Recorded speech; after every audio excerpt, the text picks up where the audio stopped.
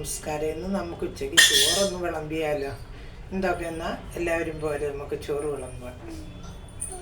അപ്പം ആദ്യം നമുക്ക് ഇച്ചിരി ചോറ് വിളമ്പാം.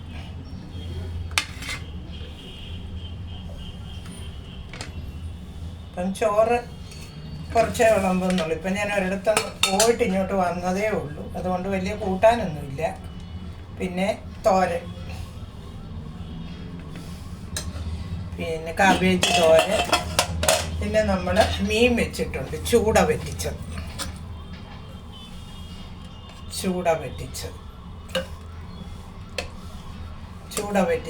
പിന്നെ നമ്മുടെ അച്ചാർ കടുമാങ്ങ,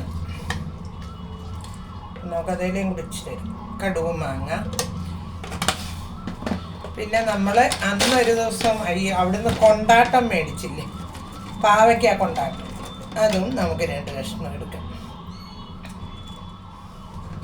അപ്പം ഇന്ന് ഇത്രയൊക്കെയാണ് ചോറിന് കൂട്ടാൻ.